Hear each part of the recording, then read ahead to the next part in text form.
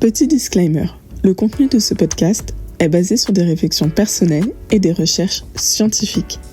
Cependant, il ne remplace pas les conseils d'un professionnel de la santé ou d'un coach spécialisé. Bienvenue sur Boucle en Harmonie, le podcast où on parle bien-être, liberté capillaire et routine naturelle. Je suis Priscilla, coach spécialisée pour les cheveux texturés et fondatrice de Retrouve tes racines.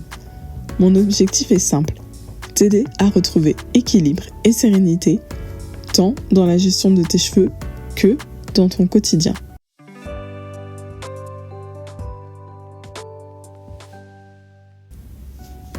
Aujourd'hui, on va aborder un sujet crucial. Non, pas comment dompter tes frisottis, même si ça viendra, ne t'inquiète pas. Mais un sujet qui touche autant ton équilibre intérieur que ta capacité à t'affirmer. Comment apprendre à dire non sans culpabilité? Parce que franchement, dire non ne devrait pas être un combat, mais pour beaucoup d'entre nous, c'est presque un sport extrême. On est souvent coincé entre le besoin de plaire et celui de préserver notre énergie.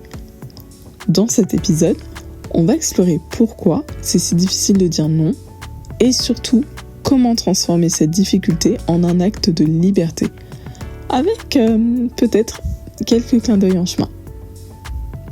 Alors, pourquoi c'est si compliqué de dire non? Est-ce que tu t'es déjà posé la question? Dès l'enfance, on nous conditionne à dire oui pour être accepté, à sourire pour éviter les conflits. En grandissant, ce conditionnement devient un automatisme. Dire non, c'est perçu comme un risque. C'est risqué. On a peur d'être jugé, rejeté ou encore étiqueté comme égoïste. Dire non, c'est un peu comme avouer qu'on ne veut pas participer à la fameuse course à la gentillesse, où tout le monde s'inscrit sans réfléchir. C'est comme si on déclenchait une alerte rouge dans l'esprit des autres. Une étude de l'American Psychological Association révèle que 60% des personnes ont du mal à dire non. Ce qui est énorme, non? Pourquoi? Parce qu'elles craignent avant tout de décevoir ou de blesser les autres. Comme si on devenait soudainement le méchant de l'histoire juste parce qu'on a osé poser une limite. À cela, bien sûr, s'ajoute la culpabilité. Tu sais, cette petite voix intérieure qui nous chuchote que dire non, c'est mal, que refuser, c'est manquer de respect. Mais, en réalité, poser un non clair, c'est avant tout affirmer le respect de ses propres limites et préserver son équilibre. On se dit souvent qu'être sympa, c'est dire oui à tout. Mais être vraiment respectueux de soi, c'est aussi savoir quand dire non. Parce qu'au final, à quoi ça sert d'être tout le temps sympa si ça te laisse épuisé et frustré?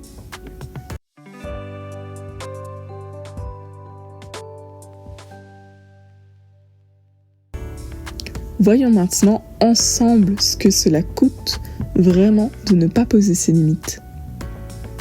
Quand tu dis oui à tout, c'est ta santé mentale et ton bien-être qui trinquent les premiers. Dire oui tout le temps, c'est comme être abonné à Netflix. Ça semble être une bonne idée au début, mais au final, tu vas te retrouver à regarder des séries que tu n'as même pas envie de voir. C'est pareil avec les engagements qu'on prend par habitude. D'après une étude publiée dans Psychology Today, les personnes qui ont du mal à poser des limites sont 30% plus à risque de développer des symptômes de stress chronique et de burn-out. Pas vraiment un abonnement qu'on recommande, n'est-ce pas? Le vrai problème, c'est que plus tu dis oui par automatisme, plus tu t'éloignes de ce qui est vraiment important pour toi. Dire oui tout le temps, c'est un peu comme accepter chaque newsletter sans jamais te désinscrire. À un moment, ta boîte mail explose. Ça semble une petite concession à chaque fois, mais à force, tu te retrouves submergé. Et finalement, ne pas savoir dire non, c'est aussi perdre une partie de ton pouvoir de décision. Tu te laisses entraîner par les besoins des autres jusqu'à ce que tu ne reconnaisses plus ce qui est essentiel pour toi. C'est un peu comme être à la dérive dans un courant. Plus tu vas te laisser porter, plus il est difficile de revenir à ta trajectoire initiale.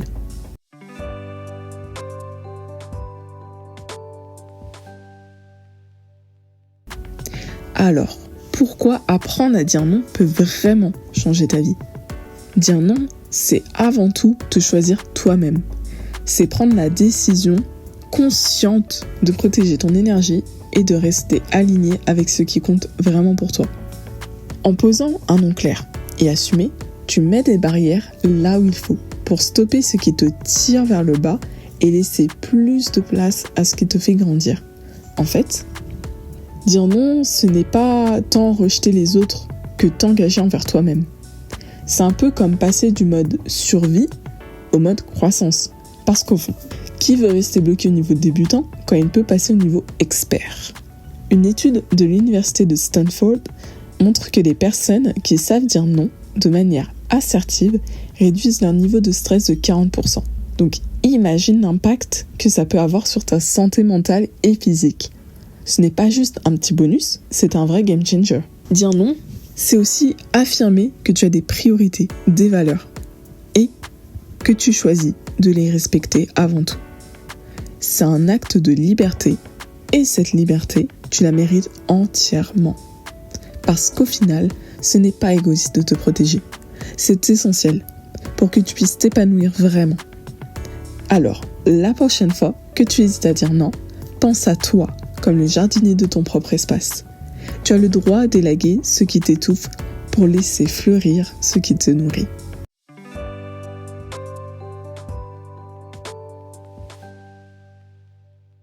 Passons maintenant à des conseils concrets pour apprendre à dire non sans culpabiliser.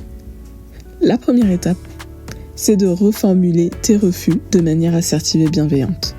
Par exemple, au lieu de dire simplement non, tu peux dire « Je ne peux pas aujourd'hui, mais merci pour l'invitation ». Ça fait toute la différence, car tu montres que tu respectes l'autre tout en restant fidèle à tes propres limites. C'est un peu comme ajouter un petit coussin moelleux à ton refus. Ensuite, commence par t'entraîner dans des situations peu risquées. Dire non à des petites demandes te permettra de développer cette habitude. Un peu comme si tu t'entraînais en douceur pour un marathon. Petit à petit, tu pourras l'appliquer à des situations plus importantes sans te sentir coupable. Un autre point clé, c'est d'écouter ton corps. Ton corps est ton meilleur allié.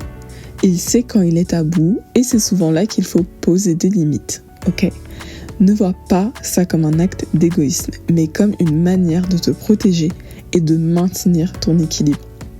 En gros, c'est comme recharger ton téléphone avant qu'il ne passe en mode économie d'énergie. Enfin, rappelle-toi que chaque fois que tu dis non à quelque chose qui ne te convient pas, tu dis oui à ce qui est vraiment important pour toi. Et c'est ça le véritable respect de soi. C'est comme si tu faisais le tri dans ta boîte mail pour ne garder que les messages qui comptent vraiment.